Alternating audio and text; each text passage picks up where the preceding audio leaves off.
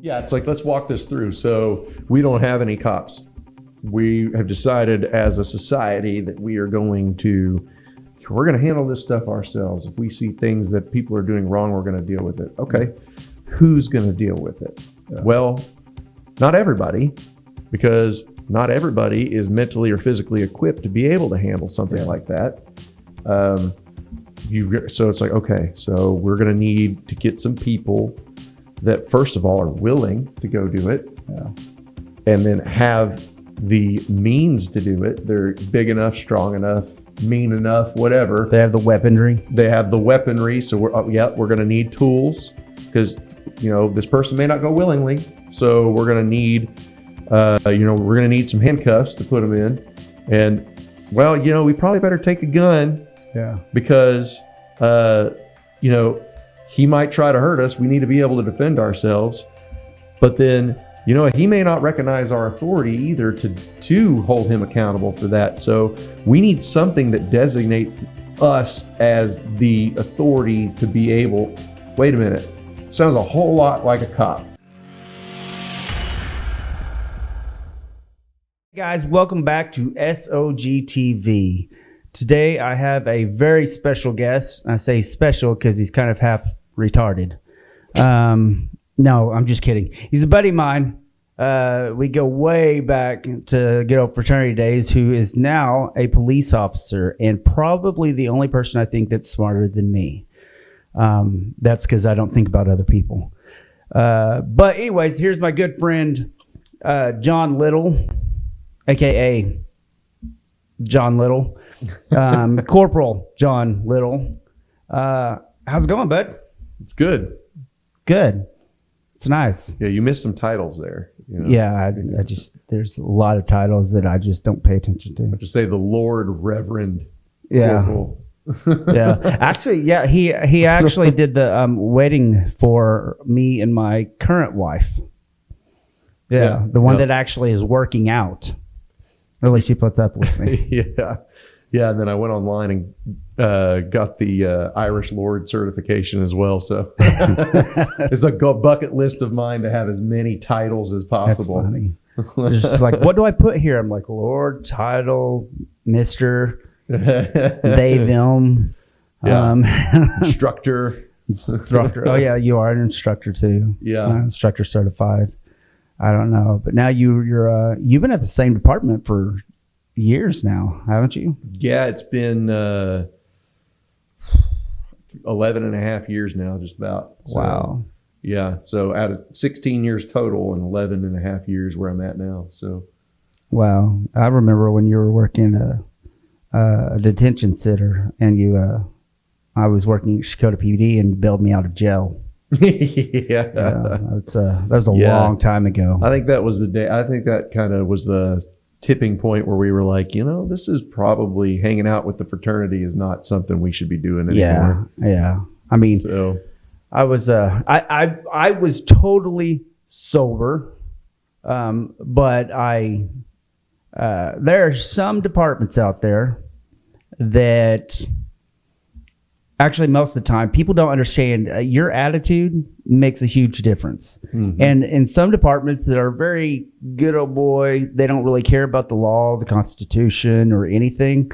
You just humor them, because while you're on the scene with them, they're in control. Right. And I got arrested for actually I'll tell you this story because I'm not ashamed of it. I told my chief the very next day, so it wasn't a secret. I was we were having our bid day party. This was, I don't know if you went to, did you go to it? Yeah, I think I was there for that one. Okay. Yeah. Because there was a whole group that got arrested. Yes, yeah. Yes. And they got arrested because they ran. Right. Because I remember, like, my buddy, I'm not going to mention his name in case, because now he's a real good preacher guy and stuff. Or at least it's in church a lot, which is really surprising. Yeah. I thought the only time he'd go to church was like AA or something. Hey, we all start somewhere. Yeah, I know, right? But he, anyway, they showed up. I was the designated driver. Hadn't had a drop to drink. Mm-hmm. And it's a private building, a women's auxiliary in the county. not accessible directly from the road. You can't really even see it. And I see all these cop cars coming in. What people don't understand is when you have a private party, it is treated like a private residence. You have to have PC to enter without asking, or you have to ask. Mm-hmm. They had neither. Right. And they just started entering, and then they lined us all up against the wall. And I voluntarily walked over there, handed them my license without them asking me, and I said, hey, you know you guys can't do this, right? Mm-hmm. And he said, what makes you think you know anything about the law? At that time, I was worse than I am now about not shutting up. And I said, well, I scored top of my class in the legal block at the academy, so I might know something about the law. And I'm a nerd. I pay attention to law really closely. And he said, oh, really? And he said, why don't you go line up against the wall again?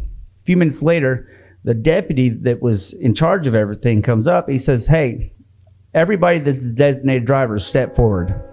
And I stepped forward. He said, except you can go back there. And so I sat back. And then he said, now I want everybody to find a designated driver and get your ass home. Do not get out again or you will be arrested. Except you. You stay there. Yeah. 15 minutes later, while I'm sitting there by myself, he comes up to me and he starts bitching at me about why I need to learn how to be quiet and know my place. Mm-hmm. And this is his county. And I have no authority there. He said, wait here while I figure out what to do. Comes back, tells me to turn around, puts handcuffs on me.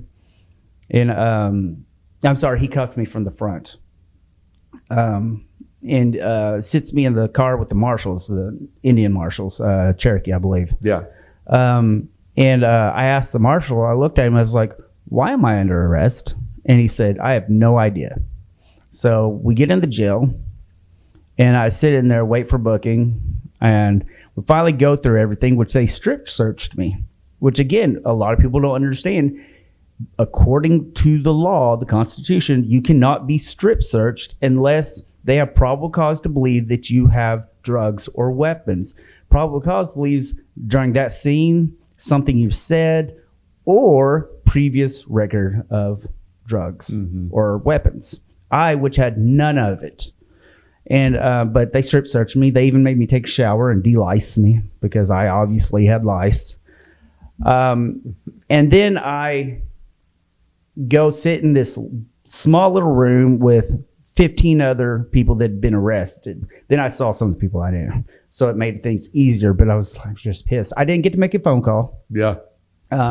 So I didn't know how I was going to get out because I didn't really have people to call because all the people I knew were arrested.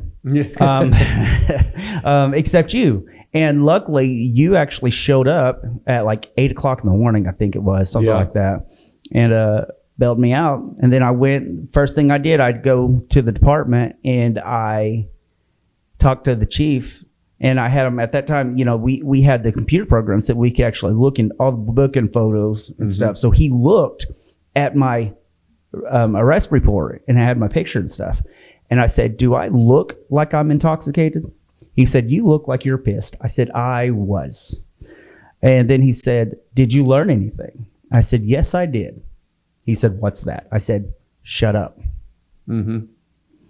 But the whole thing got dismissed. Right. I went to the county and I said, hey, listen here.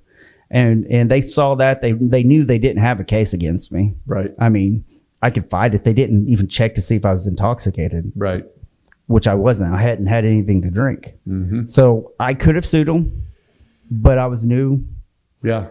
And I remember that one because I was like, whenever I heard that you'd gotten arrested for PI, it just blew my mind because I was like, he's not even been drinking. So how is he being arrested for PI? Yeah. But yeah, I remember Lori and I woke up that morning and drove back to Tahlequah from Broken Arrow, and we ended up bonding out like 3 or 4 people. Oh, wow. So, and I never paid you back for that. And, well, it happens. I'm not going to actually. It's crazy because, to not trying to speak ill on any agency or any officer, but like, I feel like sometimes what happens, especially like in this situation, is it's a college town They're used to going into these places where immediately off the bat they see clearly kids that are under the age of 21 in possession of alcohol, that are drinking, clearly intoxicated. Yeah. So automatic, boom, PC, we go in, and now we're going to break up this party. Yeah. And I feel like that happens over and over again enough times that they become complacent. And then now when they go to this party, they don't even look for that PC anymore to establish that first. They just walk right in because well, we've had it every other time. So we just walk right in. And I kind of feel like that's what happened that night. Was they didn't necessarily have the PC they needed to come in, but they're so used to coming in because it's so easily to find that they just made a mistake. And then, we've talked about this before, the criminalization of the public intox statute. Yeah. Public intox. Which is only a paragraph. Yeah, it's not. So Title 21 of Oklahoma State statute is where 37.8 or something. Title 21 is where all of our criminal law lies. Yeah. And public intox is in Title 63, which is health and public safety. Yeah. I believe it's 63. But it's not a criminal statute. It is a health and public safety statute. It is designed as, it's basically an emergency order of detention, like what we would do for somebody who's having a mental health crisis. The way that statute is written is, you're supposed to only arrest somebody for public intox if you've exhausted all other means of trying to find a way to get them home safely. And, people just, he's drunk, he's going to jail for public intox. That's not what that's for. What that's for is, okay, I've got this guy that's drunk. He's walking out into traffic. He's, clearly going to injure himself if he's not taken care of, and I can't get him home. I've asked him for phone numbers, people I can call. I've tried to ask him where his house is. We've tried everything we can to get him, and he's just too intoxicated to help us help him. And so the only thing we can do for this guy now is take him, put him in the drunk tank, let him sober up, and then get him home, the next day. I mean, at our agency, we're a 10-day holding facility. So if you get arrested and you can't bond out, you sit for 10 days and then you're done. But public intox, we only hold people for 24 hours on a public intox charge. That's it. After 24 hours, even if they haven't bonded, they're out. And I think the bond's only like $50. Nice. So, but yeah, so it's frustrating when you see departments that, get things twisted and don't necessarily do things the way they should be done. Yeah. Because, this is a job that you don't have to be an asshole to do. Yeah. And you don't have to look down on people to do. You can do this job in a respectful way. And so, especially, any involvement that you've ever had with law enforcement where you're like, why are they being that way? It just gets to you. So, yeah, I've had, I call it badge heavy syndrome. Yeah. Where the badge seems to be outweighing everything. They just think they get the power control, which honestly, I've spoken to a lot of people that are, let's say, anti-police, and they have opinions, and it's based on so few cops. Mm-hmm. But they'll say, they have this power control. But then you see these other people that if they would have been in the same position, like you've seen them shoot, no shoot scenarios, where the pastor that's, I think I saw one that was a BLM activist in Texas. He did a shoot, no shoot scenario. He used his gun. Shot everybody every time. And it's like there was only like one scenario that was actually you should have used a gun. Yeah. And people don't understand that. Yeah. It's not an emotional reaction and shouldn't be. And there are cops out there like that. But Einstein, now I don't know if the story's true, but I've heard the story so many times, might as well say it's true. Einstein was teaching something, and he went 9 times 0 is 0, 9 times 1 is 9, 9 times 2 is 18. I'm not going to keep doing it because I don't know if I remember all of it. But by the time he went to 9 times 9, he said 82, and everybody started laughing at him, and because he's in these university students, this prestigious school, and they're like, that's 81. Every idiot knows that. Right. And he was like, see, I got every one of these problems right. But the only thing y'all remember is the one I got wrong. Yep. And that's what you make fun of me for, and that's what you judge me for. Yep. And that's the thing, is that cops are still people, and there's a lot of laws, and they change. There's 2 times the laws will generally change. And that's either, I believe, November is when most laws go into effect, and then if there's an emergency, they'll go into effect like pretty soon, right after the law passes. And it's hard to keep up with that. In most departments, especially small departments, they don't require you to constantly take classes on it. Yeah, and they don't. You're not being forced. Some of those agencies, they don't. Put out the legal updates. You're kind of expected to do that on your own. And that's what made me a nerd. I did it on my own. I know. I mean, because it's you have to. Yeah. There's, everyone makes mistakes. Yeah. And I feel like there's probably other professions where you're held to the high of the standard that we're held to in this profession, but very few. Yeah. We're expected to be 100% right all the time, every time. And it gets difficult. I mean, I don't think people understand just the level of information that we have to keep and maintain in our heads, because we have to know the criminal law, we have to know the civil law. On scene. Yeah, on scene. We're sitting there, we walk up on scene, and we're sitting here analyzing every single thing that's going on at the scene at the time, trying to keep track of who's my suspect, who's my victim, are these witnesses, are they involved? Where are there any potential threats? Are there weapons? Could there be weapons here? Could he potentially be concealing something? What's he doing? Why is he going over here? What's his, attitude of what's going on? And while we're analyzing everything that's going on, at the same time going, okay, what crime do I have?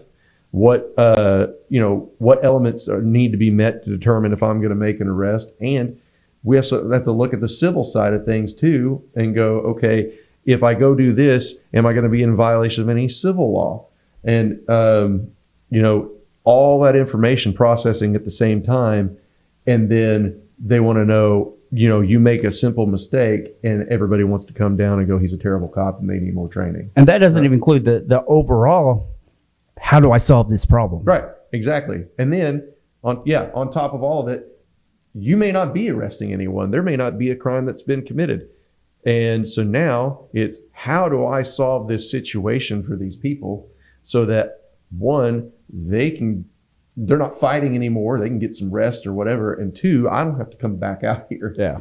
And I mean, so you have to take your cop hat off, put on your therapist hat, and sit here and do, on the spot marriage counseling. Yeah.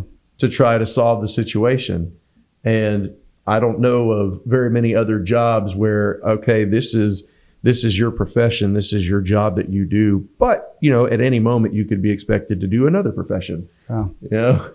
Yeah. It like I've worn a lot of different hats, and good thing is I'm no longer a cop, so I can talk about some of my cases I've had without giving names or the department, because I don't want to some Trailer Park Joe is going to remember and look, hey, he's talking about me, I'm going to go sue him.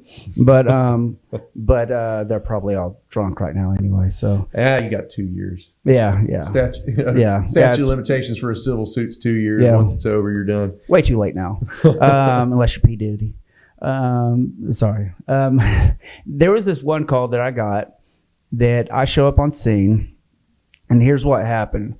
The wife was cheating on her husband at her boyfriend's house with her daughter there. Mm-hmm. I can't do anything, right?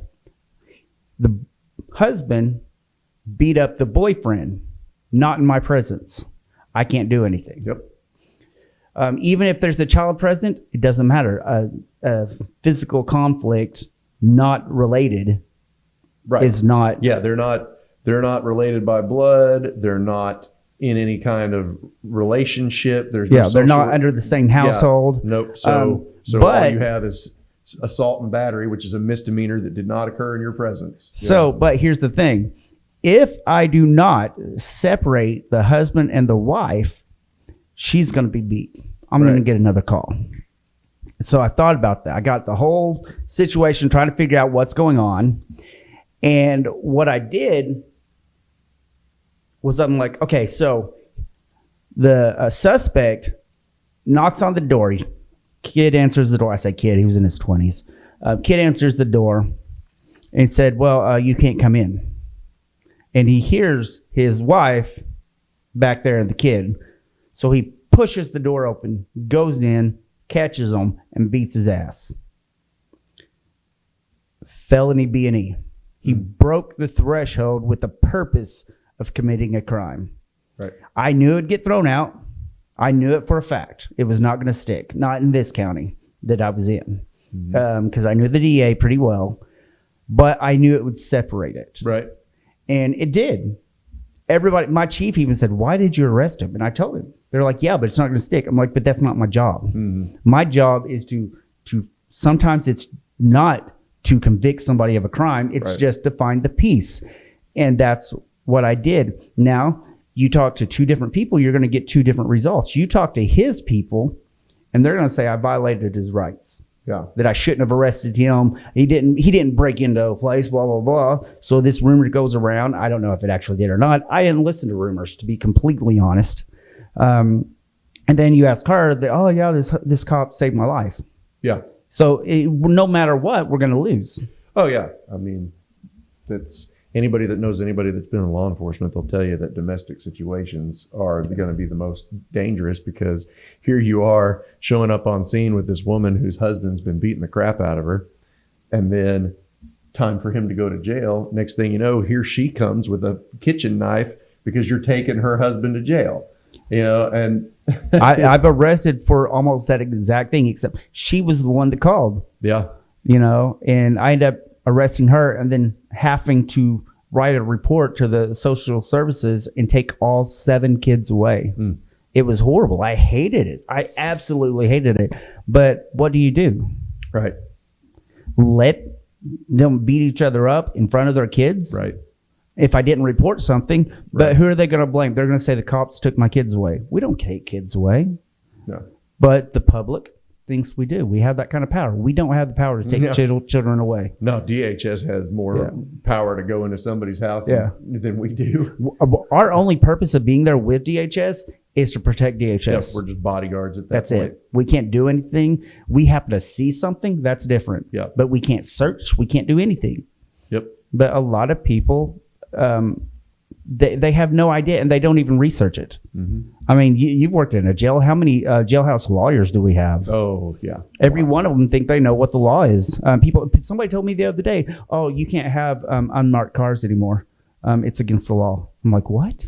I would talk to a chief buddy of mine yesterday, actually. He said, no. He said they changed the laws a little bit, but you can still have unmarked cars. Yeah. So now what you're going to have is you're going to have a bunch of people trying to sue cops because they think that you can't have unmarked cars. It's entrapment. I had a guy that I stopped it was dark. I can't remember if I was on evening shift and it had gotten late, or if I was on like the start of my midnight shift. But I was sitting off the side of the road, blacked out, just trying to see if I'd catch anybody speeding on that stretch of road. And sure enough, here he came.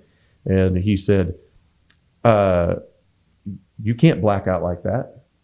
I was like, what are you talking about? And he said, I thought the law said that you had to have like at least like your lights on or something so that we could see that there's a police officer there. And I'm like, well, that would kind of defeat the purpose of why I'm here, right? You know, Yeah. Like you don't go hunting in the woods and announce yourself when you get there. Hey, deer, I'm here. Or I like you've been following me for more than 2 miles. Yeah. You can't do that. I'm like, what? I just did. Yeah. That was my favorite answer. I'm like, not politically correct if people haven't figured that out by now.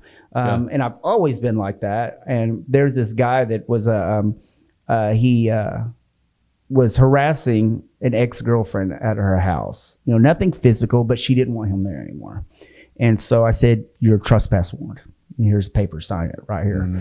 And later that day, like a few hours that day, I get a call. He's over there again. Yeah. So I drive over there, and he's not drunk or anything.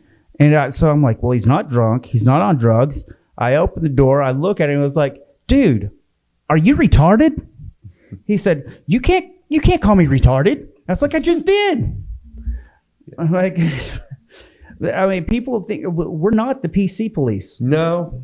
I try to do my best to be courteous and polite and not use language that would, inflame someone's anger. But at the end of the day, we're all human. Yeah. I operate under the idea that you catch more flies with honey. So I try to be really kind and just talk to them like they're a friend. Hey man, here's what's going on. But there are times where that's just not working. No. And sometimes you just gotta get rough to get the point across. I mean, and of course we're talking verbally rough. Yeah. Verbally rough to get the point across. Sometimes you have to snap them out of that mode that they're in. Hey, dumbass, listen. This is what And people don't always. I'm sorry. I've tried explaining to this when I was on that tour, and I was talking to a Mormon minister, and he didn't like my shirt. I was wearing that shirt actually. Jesus is a badass shirt. He said, "You don't have to cuss to people." I'm like, I was like, I'll tell you what. A little over a decade of law enforcement and 3 different interrogation schools will say you're wrong. Mm-hmm. Sometimes with some people, you have to speak the language they speak in order for them to actually understand. And it's hard to understand that. Yeah.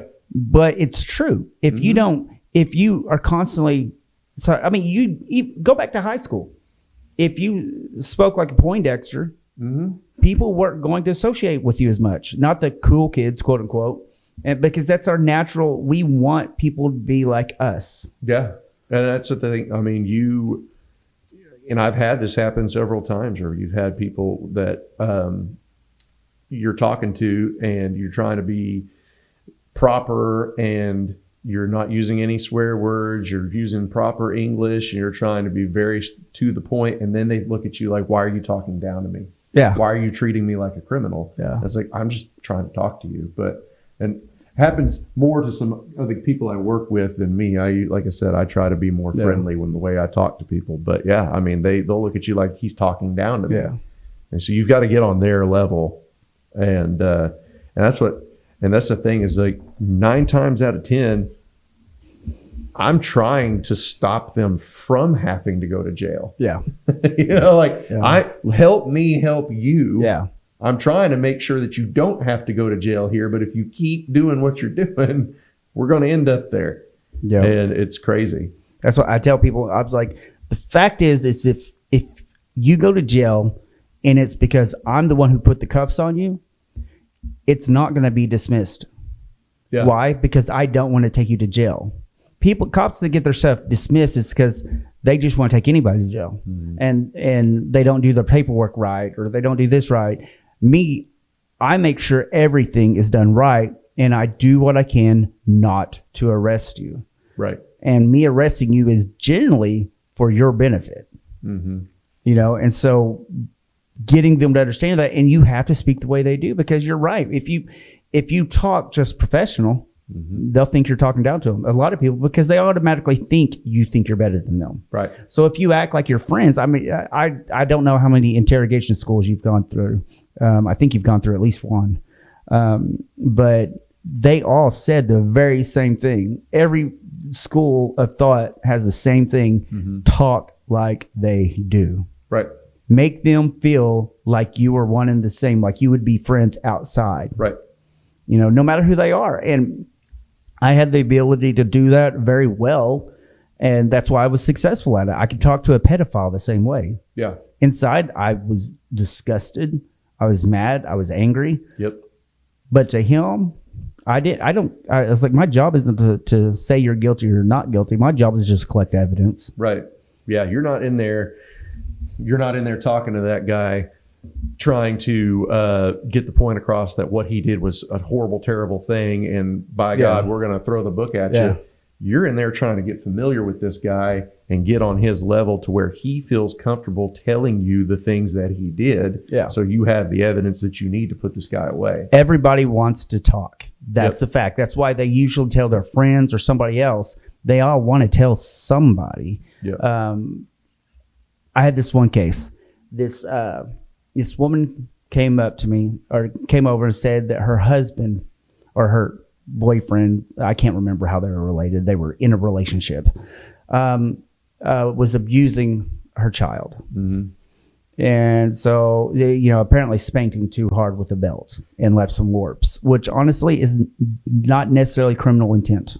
Mm-hmm. It can happen, but that's my job to find out if he intended for that to happen, right, or if it just happened. And so I'm sitting there talking to him, and then I realized that he gets rough with his wife, just the way he was talking. And I was like, man, I've been married at that time twice. And I said, sometimes them women, I was like, you just can't shut them up. Of course I know I'm going to get, oh, he hates women. No, just sometimes they just don't shut up. This was to get the guy to talk. Yeah. This is not his personal feelings. Unless you're Mike's wife, the second one. But I was like, man, I bet she was like that a lot. She seems like that type. He's like, she would just start getting on to me. And I'm just like, I was like, yeah, you just leave me alone. And she keeps on following you to every room. Mm-hmm. And then you're like, shut up. And she just will not shut up. And she gets right in your face and you just get that anxiety. You're just like, you push her back and she won't stop. And so you push her harder and she just still won't stop. So you put your hands over her mouth, she won't stop. So you grab her by the throat and go like that and you squeeze really hard and she just won't stop until she almost passes out. He's like, yeah, exactly. I was like, write that down right there. And he wrote that down. He just literally wrote down that he choked his wife out, which is a felony, by the way. Yep. Which he was there for a child abuse investigation. Mm-hmm. It got thrown out because the DA said, come on now. And I was like, because she wouldn't prosecute. Right. And that's the sad thing about it is, especially on those domestics, is, you can build the perfect case against this guy, get every piece of evidence that you need, that they're absolutely, without a shadow of a doubt, this guy assaulted his wife. Yeah.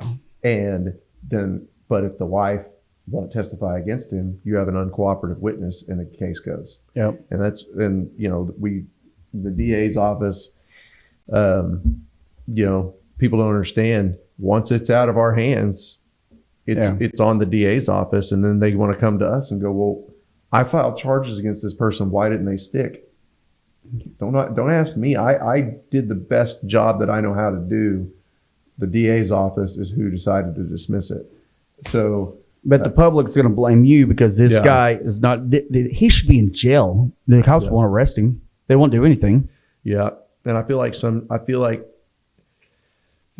a lot of times these DAs get overwhelmed with cases, and so the focus isn't on justice anymore. The focus is on clearing the docket. Yeah. And so unfortunately things fall through the cracks. And a lot of them are really concerned about conviction rates. Yes. And that's why I tell people with like crimes like sex crime is hard to prove. Yeah. People don't understand how hard it is to prove whether somebody, especially molestation and child molestation, it's really hard to prove because you have to be specially certified to even interrogate a child. Mm-hmm.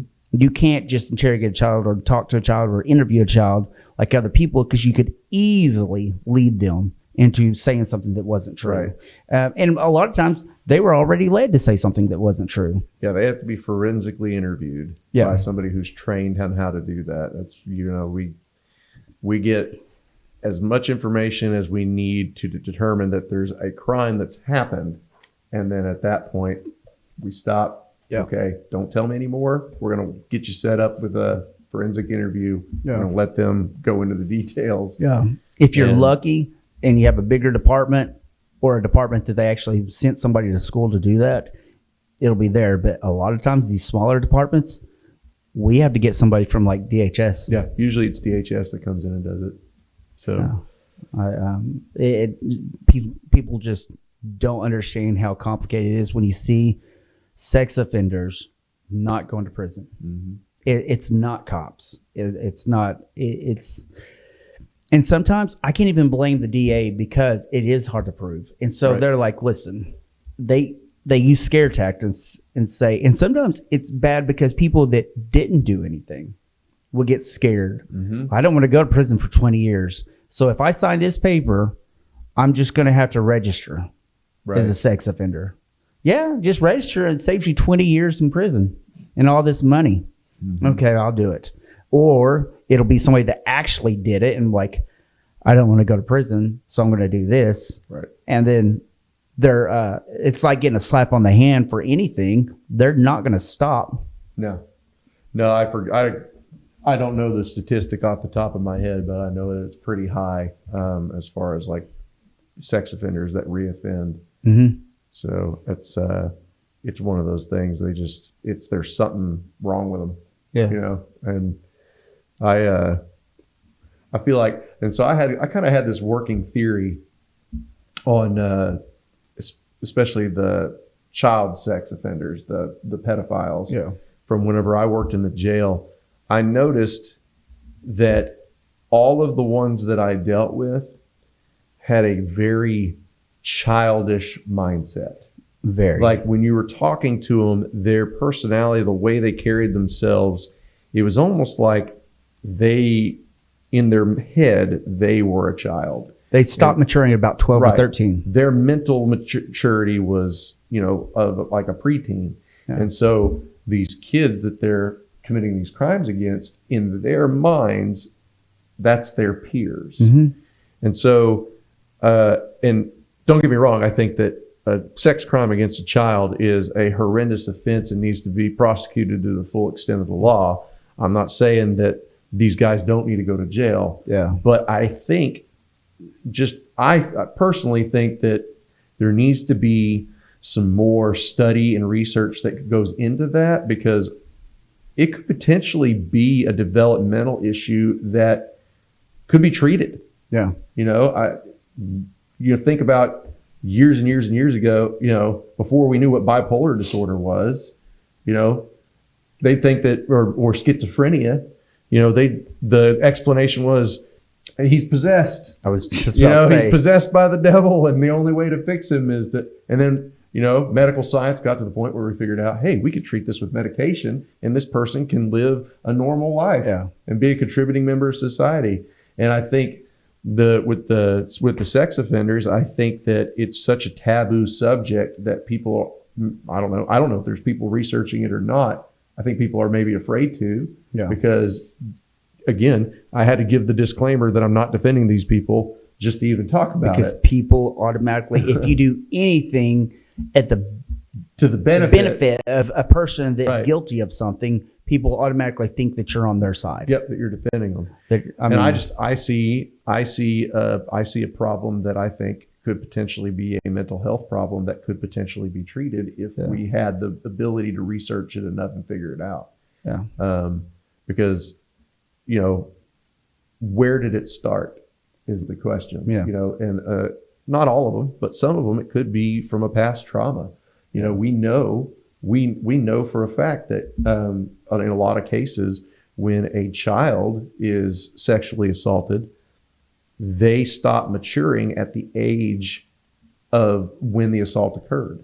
And they could be, so if a girl is molested when she's 12, until that trauma is dealt with, I mean, what we were saying is, she gets molested when she's 12, mentally she stops maturing until that trauma is dealt with. And so she may be 20 years old, but mentally she's still a 12-year-old. Yeah. And that trauma has to be dealt with, has to be talked out. I mean, could take years of therapy but eventually they can get them to progress past it.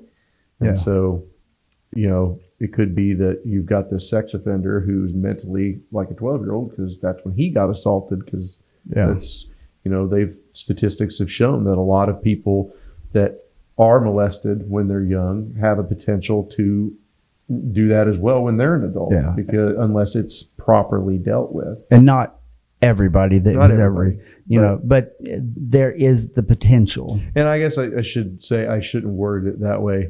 It's not that if you're molested, you're going to molest, but they've figured out that a lot of people who do commit those crimes had those crimes committed against them when they were young. Hurt people hurt people. Yeah. There's a song about that. Is there? Yeah. But yeah, it's true. I mean, I was, to be honest, I was an adult before I learned that most women were not molested. Yeah. I actually thought growing up that all girls get molested.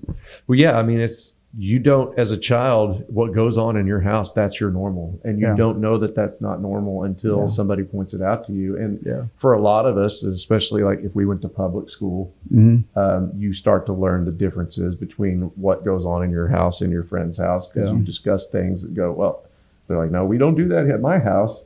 But, if you're one of those kids that's homeschooled or your parents just didn't take you to school, then you don't know until you're an adult. And then you realize, hey, that wasn't okay what happened. Yeah. And to take it to a less severe subject, you've heard, I'm sure you've probably seen it. I think it went pretty viral on social media, the story of the poo knife. No. So I guess it was in a forum, I think on maybe like Reddit or 4chan or something like that. Yeah. But it was this person that was telling a story about how they determined that a poo knife is not a normal thing. And so basically the story was, growing up, this person, they kept this old rusty kitchen knife in the bathroom, and that was the poo knife.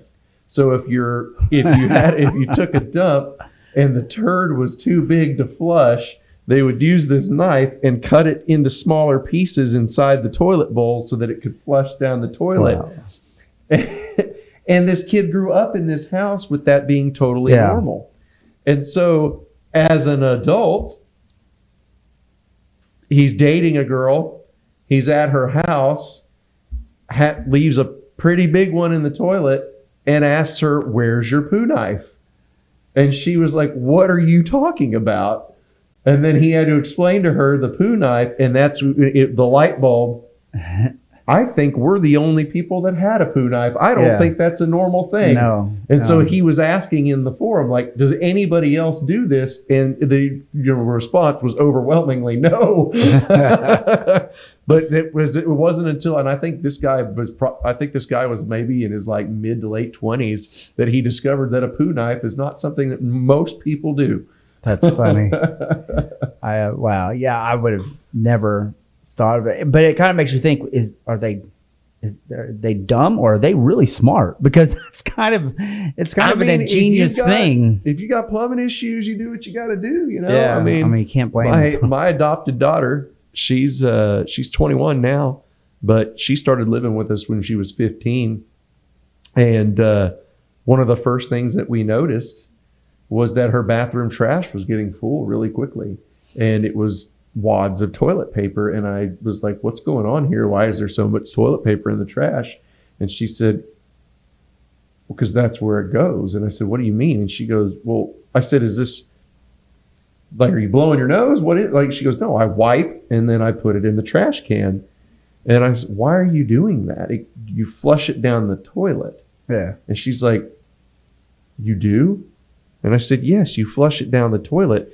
And she said, well, the house that I grew up in, we had to throw the toilet paper in the trash because otherwise it would clog up the pipes and everything. The plumbing was so bad that they were told by their adopted mother, her previous adopted mother, that they weren't allowed to flush toilet paper, that they had to put it in the trash. Wow. And she didn't know that wasn't what everyone did. Yeah. And so we had to explain to her, no, we have we have good plumbing, Yeah. you can flush your toilet paper down the toilet. You don't have to put it in the trash. Well, a lot of people, as much as people can hate on social media, there's a lot of good things about it because people are starting to realize what is normal, what's not acceptable. Right. And there's going to be growing pains. We're going to see things like we'll get political for a second. The far left and the far right, typically the far left is the ones that are doing crazy stuff. And people will think that's the norm because that's what, and then you find out, no. Most Democrats aren't like that. No. They're actually normal people. You won't be able to tell the difference between them and a conservative Republican. Yeah, you're not seeing all these people on social media, all these videos of people out screaming on the streets and rioting and everything else. Yeah. That is not the typical Democrat. Yeah. That's not the typical liberal that you're seeing. That is the vocal minority that's out there. They're the most vocal. Yeah. And so it seems like that's what's going on, but really they're just being the loudest. You could have it's that the squeaky wheel gets the grease kind of thing, You can have 10 wheels on something, but the one that's squeaking is going to get the grease. Yeah. And so you have to keep that in mind. They don't speak for the group as a whole. And I think we figured that out this election. Yeah. I think there was a lot of I think there was clearly a lot of more moderate liberals and Democrats that saw a problem with their candidate and chose to go the other way. Yeah, because people aren't as loyal to a party as people think they are. Right. There's a lot of people that they're like, that doesn't make any sense at all. And I'm like that. That's why I refuse to call myself a Republican. I'm not one. Right. Because saying I'm a Republican means that people are just going to assume I'm loyal to it. I'm like, I don't care what you call them. Right. It's like, this is what I believe. I don't care what you do in the bedroom. None of my business. I don't care what religion you are. Right. I believe in our rights. Right. And that's my thing. What you do in the bedroom is your business. Yeah. But your bedroom should stay out of my kid's school. Yeah. And so I don't hate Democrats. I don't personally believe like I'll ever be one. Yeah. Because I just don't feel like that party's beliefs align with mine. But to call myself a strict Republican, probably not either, because there are some things that my party does that, I'm registered as a Republican, but there are things some things that my party does that I don't agree with. Yeah. And so, but I can't, my problem is I can't call myself a libertarian because one of the main tenets of being a libertarian is that religion doesn't play a factor. And so I can't do that because to me, my religion and my beliefs are everything and control all the decisions that I make. And I think that's something that we can agree with on both sides of the aisle. I think that there are Christian Democrats and Republicans that make their decisions based on their beliefs. And but then you get the far edges where it goes a little bit haywire. Yeah. So, but like I said, I'm just to me, the smaller the government, the better is where I sit on things. I think the government's job is to protect our rights. Yep. That's primarily the job of the government. I can't say I don't believe in government. I saw an interview of a libertarian, and he actually said that he's like, most libertarians don't want any government. He said, honestly, we need government. Yeah, we do. But we need a small enough amount to protect our rights. That military we need, because if our military wasn't strong, we'd be controlled by Canada. Mm-hmm. And we've got to have that force. That's why we're able, just changing our presidency is able to change the course of the world because of how strong our military can be. Right. And, as a cop, people go, how can you be calling for small government but be a police officer? And it's like, it's two separate things. Yeah. I'm saying that the government overreach is getting too far. My job, but that's not what I do. They're trying to regulate everything to death. I'm just here because we as a society have determined that we believe that these things are wrong Yeah. and should have consequences. And somebody has to bring that person before a judge to face those consequences. And that's my job. My job is to make sure that the crackhead isn't breaking into your car. And if he does, that he goes to jail for it. Yeah. You know, I'm not here to try to limit your rights and freedoms. I'm here trying to make sure that your freedoms and rights are kept intact. Yeah. And that people are not infringing on your right to live a happy life, you know? Yeah. I had the conversation with a libertarian who we agreed to disagree on about a lot of things. And he said he was strictly against law enforcement because it's unconstitutional. We don't need it. We can handle things. Govern ourselves. I said, so if somebody is driving 100 miles an hour, because he said speeding is against, it's not you shouldn't do this about. I was like, listen, speeding is not a criminal offense anyway. I was like, but besides that, I said, what if somebody's driving 100 miles an hour down your neighborhood? I'm like, so we shouldn't do anything about it. He said, no, we'll take care of it. Just like, if we can do it without cops. I was like, so what do you do? I was like, we just gather our people up and we go get them. I was like, oh, so what you're saying, it's not that you're against what a cop does. You just want to be the one that does it. Yeah. I was like, which means that you have to quit your job. Right. You have to start doing this. And then now you're the cop. Right. Yeah. It's like, let's walk this through. So we don't have any cops. We have decided as a society that we're going to handle this stuff ourselves. If we see things that people are doing wrong, we're going to deal with it. Okay. Who's going to deal with it? Yeah. Well, not everybody, because not everybody is mentally or physically equipped to be able to handle something like that. So it's like, okay, so we're going to need to get some people that first of all are willing to go do it. Yeah. And then have the means to do it. They're big enough, strong enough, mean enough, whatever. They have the weaponry. So we're going to need tools because, this person may not go willingly. So we're going to need, we're going to need some handcuffs to put them in. And we probably better take a gun. Yeah. Because, he might try to hurt us. We need to be able to defend ourselves. But then, he may not recognize our authority either to hold him accountable for that. So we need something that designates us as the authority to be able, wait a minute, sounds a whole lot like a cop. Yeah. It's like, we're not here because one day somebody said, hey, I just want to create this group of people that goes out and takes people to jail. Yeah. Cops arose out of necessity. We needed people that were out there enforcing the law, keeping law and order. Yeah. And that's a job that not everyone wants to do. And there are a select few of us that stood up and said, I'll take that on. I'll do that job. Yeah. And I think that's what people have to remember. Especially whenever they're calling for like defunding the police and everything else. You ask somebody that's in favor of defunding the police, if there's a active shooter inside that elementary school over there killing people, are you going to go in that building? Do you even know how? Would you go in there knowing that somebody's in there with a rifle killing people? No, never. Not for $1 million. Okay, well, I'm going to do it for $20 an hour. So, it's, which fortunately I make more than that now, but most cops start out, around, at least in our area, around $50,000 a year. God, I wish I would have done that. I started out at $10 an hour. Yeah, so did I.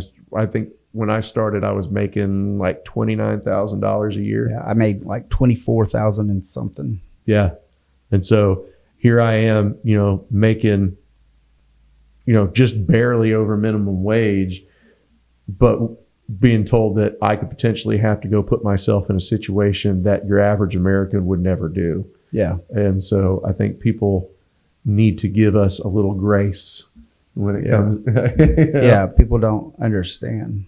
They don't understand it at all. They think they do because they've watched cops. Or I had a conversation that he was trashing law enforcement because I made a comparison about and I was very adamant. I said, I'm not hating on the military at all. I have a lot of respect for all servicemen and women. But why don't people give law enforcement the same respect? And I said, you do realize when 9/11 happened, who was the first on scene? Mm-hmm. You know, when anybody attacks America, anybody, law enforcement is the first on the scene. A lot of times we beat fire departments when there's fires. You mean second responders? Yeah, second responders. But you know, we beat, and a lot of times they will not enter a place until we clear it. Yeah, they stage and wait for us to make the scene safe. And I understand it because we've been trained for it. Right. You know, but a lot of people think, well, the military does this. Yeah, but even if you want the military to show up during a terrorist attack on American soil, it is going to take a long time, hours to just get a quick response. Hours, if not days, to mobilize your National Guard and everything else. Yeah, I mean, we're the first to show up. Police officers, we are the front line, and so it can be a thankless job. Fortunately, the community that I work in is very pro law enforcement, and so we really enjoy our community being behind us. But it's not like that everywhere, as we've seen on social media and everything else. And you know, when all the riots and the BLM riots and stuff, and the calls for defunding the police and everything else were going on, that never really touched us. Yeah. But we saw it around the rest of the country, and you can't help but get nervous. You know, like, man, is that going to make it here? Yeah. Fortunately, it didn't.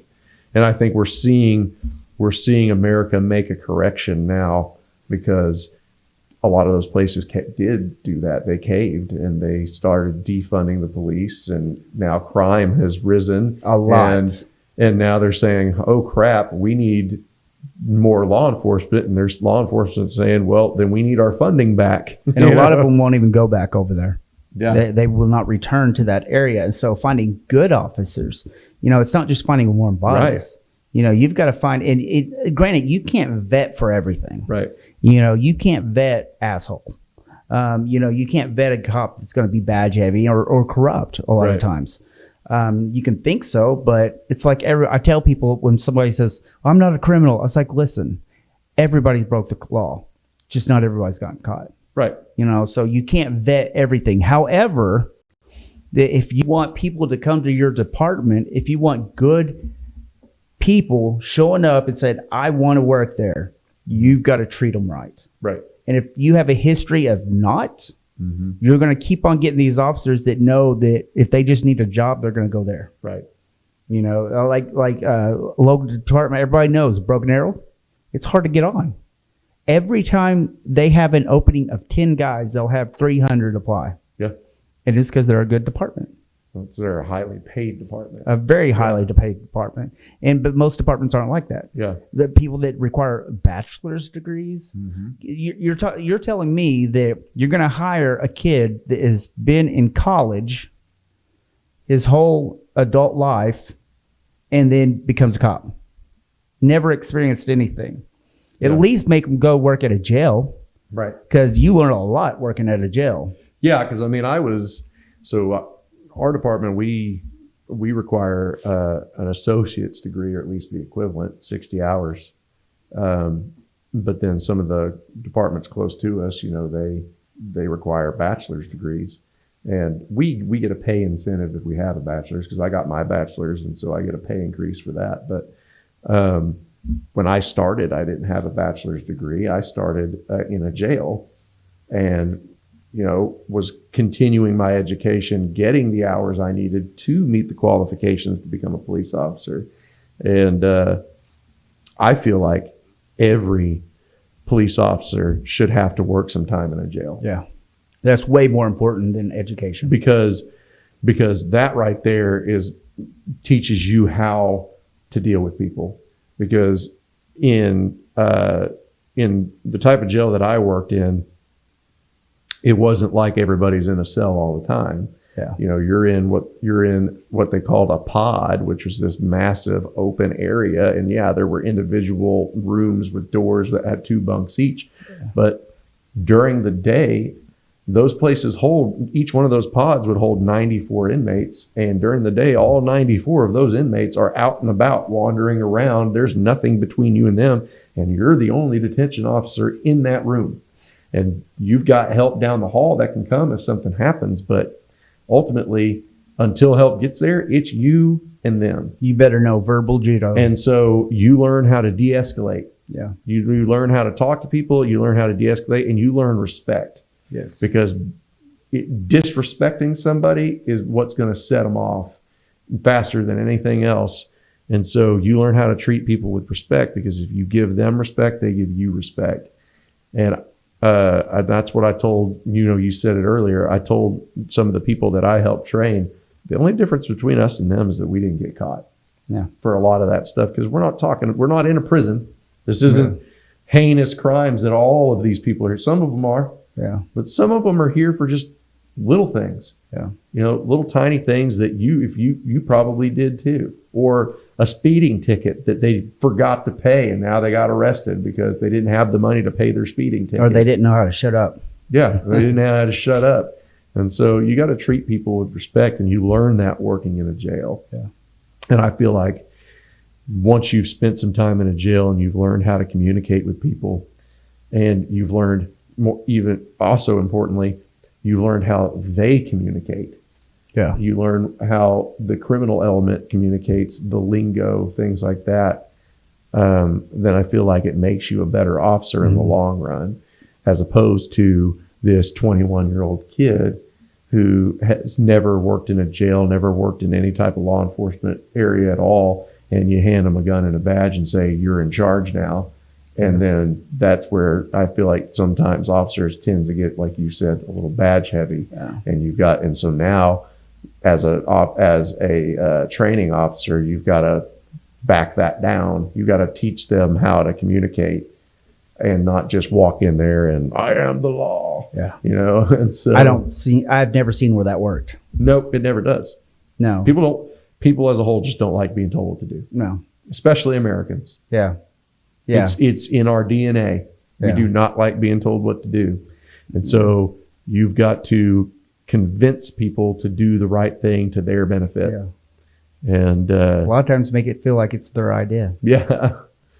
Yep. So I think that definitely being in a jail before going out on the street should be a requirement in my mind. I agree. I honestly would love to keep talking, because we have always been able to just keep talking unless I'm tired and driving and I just don't want to talk.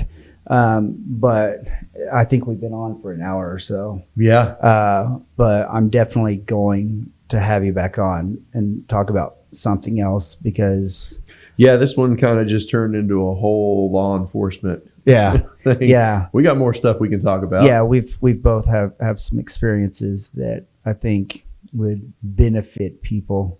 Yeah. Because a lot of people think they know things and they don't know. They just know of. Mm-hmm. But when you're a nerd and you study the laws and you study physics and you study science and you study all this other stuff and the arts and the histories and stuff like that, because we were both kind of nerds. We just like learning stuff.